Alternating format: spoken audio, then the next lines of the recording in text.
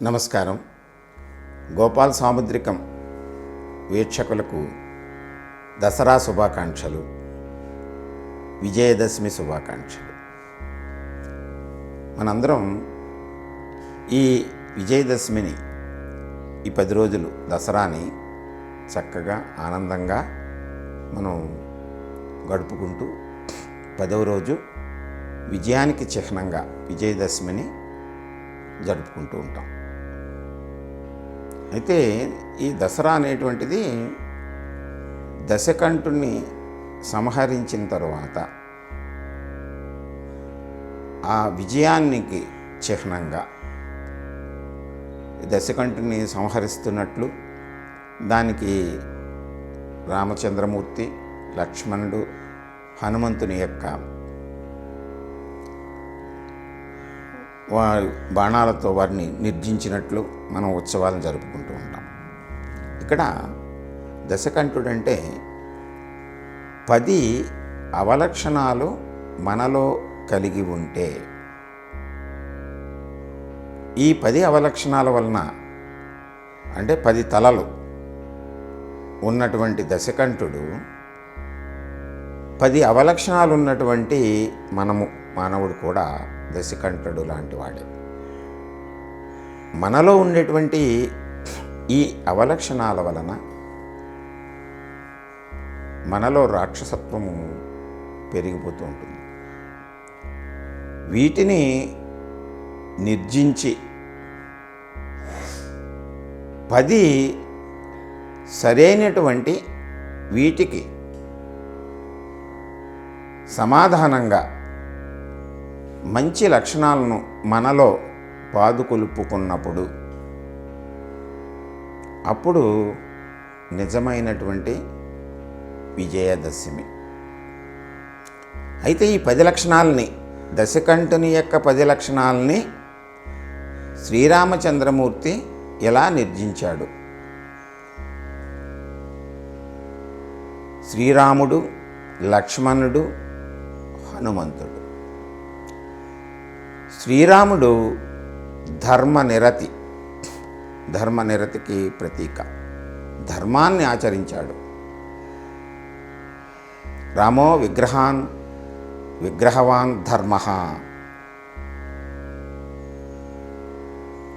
లక్ష్మణుడు త్యాగానికి ప్రతీక. హనుమంతుడు సేవాభావానికి ప్రతీక. ధర్మము, త్యాగము, సేవ, ఈ 3 కలిస్తే ఆ దశ కంఠునిలో ఉండేటువంటి అవలక్షణాలని మనం నిర్జించడానికి అవకాశం ఏర్పడుతుంది. ఈ 3 ఆయుధాలుగా. అసలు దశకంఠునిలో ఉండేటువంటి అవలక్షణాలు ఏమిటి అని మనం ఒక్కసారి ఆలోచన చేస్తే, స్వార్థం, తనకే కావాలనేటువంటి స్వార్థం, కోపం, ఎవరేం చెప్పినా సరే వ్యతిరేకించేటువంటి కోపం, ద్వేషం, ఇతరుల్లో ఉండేటువంటి మంచితనాన్ని కానీ సద్బుద్ధిని కానీ భరించలేని ద్వేషం, శత్రుత్వం,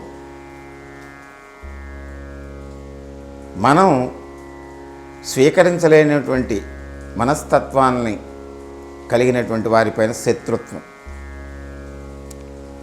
ఆవేశం, వెంటనే ఏదైనా మనకి తోచినప్పుడు వెంటనే ఉద్రేకపడిపోయి ఆవేశంగా మాట్లాడటం, అసూయ, మనకంటే ఎదుటి వ్యక్తి ఉన్నతంగా ఎదుగుతున్నాడు అని అంటే భరించలేనటువంటి అసూయ, మొండితనం, తనకు కావలసినటువంటి వాటిని అది సరైనటువంటి పద్ధతి కాదు అన్నా సరే వాటిని సాధించాలనేటువంటి మొండితనం, బద్ధకం, మంచి కార్యక్రమాలు చేయటానికి ముందుకు వెళ్ళలేనటువంటి బద్ధకం, విచారం, ఏదైనా పొందలేకపోతే నాకే ఇలా జరుగుతుంది, నేనే పొందలేకపోతున్నాను అనేటువంటి విచారం, ఈ 9 లక్షణాల వలన మనలో అహంకారం పెరిగి నేనే గొప్పవాడిని అనేటువంటి అహంకార భావం పెరిగి దశకంఠునిలా మనం ప్రవర్తించటం. వీటిని నిర్జించాలి అంటే శ్రీరామచంద్రమూర్తి మార్గములో ధర్మాన్ని ఆచరించాలి, త్యాగనిరతి కలిగి ఉండాలి, సేవాభావంతో మనం పనిచేయాలి. అలా చేస్తున్నప్పుడు ఒక్కొక్కటి ఈ స్వార్థము నిస్వార్థంగా మారుతుంది, కోపము శాంతంగా మారుతుంది, ద్వేషము త్యాగంగా మారుతుంది, శత్రుత్వము స్నేహభావంతో పరిహరింపబడుతుంది, ఆవేశము హాస్యప్రియత్వంగా మారుతుంది, అసూయ వలన వచ్చినటువంటి దాన్ని విడిచిపెడితే కృతజ్ఞతగా మారుతుంది. ఈ మొండితనం నుంచి మనం సేవాభావంలోకి, బద్ధకం నుంచి సానుకూల దృక్పథంలోకి,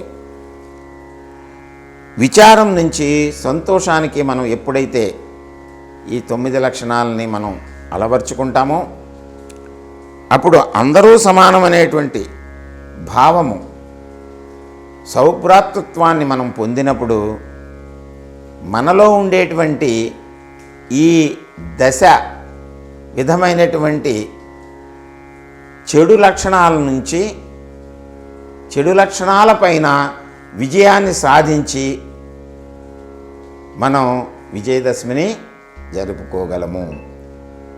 ఈ విజయదశమిని మనం జరుపుకోవటానికి మనం అవలంబించవలసినటువంటి మార్గము, శ్రీరామచంద్రమూర్తి అనుసరించినటువంటి మార్గము ధర్మము, త్యాగము, సేవ. ధర్మము, త్యాగము, సేవలను మనం ఎప్పుడైతే అనుసరిస్తామో మనము ఈ దశకంఠుని దునువాడి విజయ పదం వైపు మనం దూసుకుని వెళ్తాము. విజయదశమిని మనం ఆనందంగా జరుపుకుందాము. అందరికీ విజయదశమి శుభాకాంక్షలు.